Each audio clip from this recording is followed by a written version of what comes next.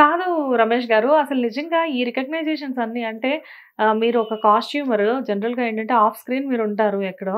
అవును. అలాంటి మిమ్మల్ని తీసుకొచ్చి ఆన్ స్క్రీన్‌లో కూర్చోబెట్టేసేసి అన్ని చోట్ల ఇటు ఇన్‌స్టా వైస్‌గా మీరు వైరల్ అయ్యి ఫాలోవర్స్‌ని తెచ్చుకొని, అటు ప్రోగ్రామ్స్‌కి వెళ్ళినప్పుడు కూడా మిమ్మల్ని తీసుకొచ్చి మేడం పర్సనల్‌గా మా రమేష్ గారు అని ఇంట్రొడ్యూస్ చేస్తున్నప్పుడు మీ లోపల ఫీలింగ్ ఎలా ఉంటది రమేష్ గారు అసలు? అంటే అదొక ఆనందం. ప్రపంచంలో మేబీ వరల్డ్ వైడ్‌గా గూడా సుమా గారికి ఫ్యాన్స్ ఉన్నారు. అమ్మో! ఫ్యాన్ బేస్ బీభత్సంగా ఉన్న one and only anchor in Telugu film industry అంటే డెఫినిట్‌గా సుమా గారనే చెప్పాలి. అవును. అలాంటి సుమా గారు ఇండస్ట్రీలో ఉన్న పెద్ద పెద్ద వాళ్ళందరూ గూడా లైక్ చేసే సుమా గారు ప్రత్యేకంగా మీ గురించి నా చెప్పి గురించే. మిమ్మల్ని ఇంట్రొడ్యూస్ చేయడం అక్కడ అంటే అసలు మీకెలా అనిపిస్తుంటది ఆ నాకు మూమెంట్? చాలా ఆనందాన్ని పెంచుతుందండి. చాలా ఆనందం. అంటే నేను లక్ అనుకుంటా. హ్మ్. అంటే మేడం దగ్గర వర్క్ చేయడం నా లక్ అనుకుంటాను. ఓకే. అది మట్టి నిజం.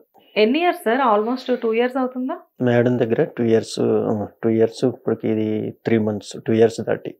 2 ఇయర్స్ దాటి 3 మంత్స్. హ్మ్. అబ్బా! పర్ఫెక్ట్‌గా గుర్తుపెట్టుకున్నారు నెలలతో సహా మీరు. అదే.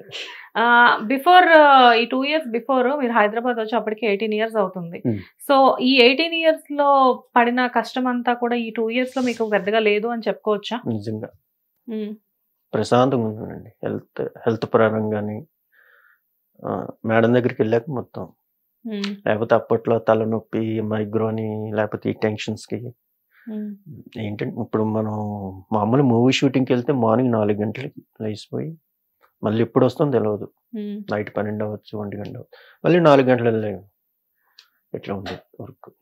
కానీ ఎప్పుడు అనిపించలేదా రమేష్ గారు మీకు? అంటే బస్ స్టాపుల్లో పడుకున్న రోజుల్లో గాని, లేకపోతే ఇండస్ట్రీకొచ్చిన తర్వాత మీ వర్క్ నచ్చట్లేదు అని ఆర్టిస్ట్‌లు కంప్లెయింట్ చేసినప్పుడు, ఎందుకొచ్చిందిలే మనం మళ్ళీ బొబ్బిలెళ్ళిపోదాము. మనం అక్కడ అదొకసారి ఎక్కడంటే 'అగ్నిగుండం' సీరియల్ అనిపించిందండి ఆ హ్మ్. విషయం.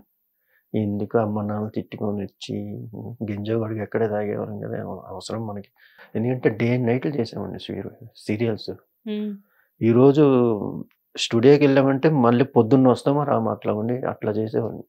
హ్మ్. కంటిన్యూగా మిషన్ కుడుతూనే ఎట్లా ఉంటదంటే, ఆ ఫుడ్ గూడా తినే ఫుడ్ గూడా అది షూటింగ్ ఫుడ్‌లు ఎలా ఉంటదో తెలుసు కదండీ! హ్మ్. అంతా. అవును. బయటది కాదు.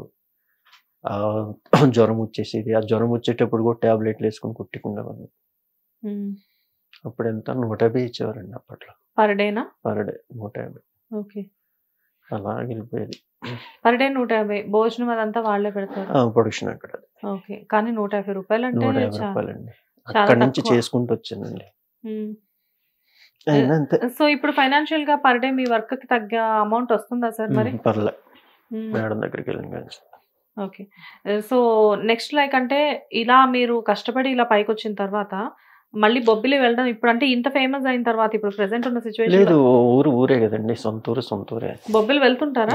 బొబ్బిలి పండగకెళ్తుంటాం. అమ్మ, నాన్న. వెళ్ళినప్పుడు ఎవరైనా మీ డాన్స్ గురించి అన్నీ ఇప్పటికైతే వాళ్ళు ఎవరు నన్ను అడగలే. హ్మ్.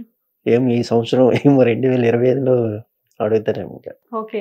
ఎందుకంటే లాస్ట్ ఇయర్ ఆల్రెడీ ఇయర్ స్టార్టింగ్‌కే మీరు ఫేమస్ అయ్యారు కదా! ఇన్‌స్టా రీల్స్‌లో. అదే నాకు అర్థం కాలే. ఊరెళ్ళేటప్పుడు కామన్‌గానే ఉంటాను నేను. హ్మ్. వాళ్ళు గూడా "రమేష్ వచ్చావా? బాగున్నావా?" కొంచెం ప్రేమ ఎక్కువండి నేనంటే జనాలకి. హ్మ్.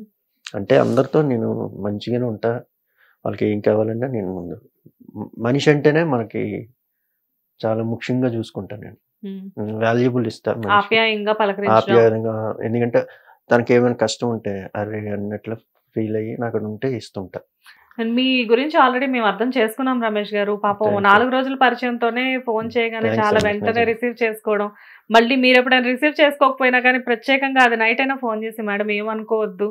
మేడంతో ఉన్నాను. నేను మీకు మళ్ళీ కాల్ అవును. చేస్తానని చెప్పి ఒక్కోసారి అంటే రెస్పాండ్ అవ్వడం. మీరెక్కడ ఫీల్ అయ్యారు నేను ఎత్తకపోయేసరికి అని అయ్యో! అలా ఏం లేదండి.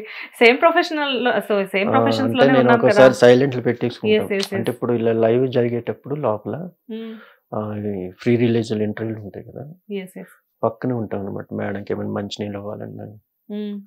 వచ్చి అందుకే సైలెంట్‌లో పెట్టుకుంటామనమాట ఇంక మాటలు. ఓకే. బయటకొచ్చాక చూసుకున్నా అయ్యో! శ్వేత గారు ఎన్ని సార్లు చేశారు పాపం.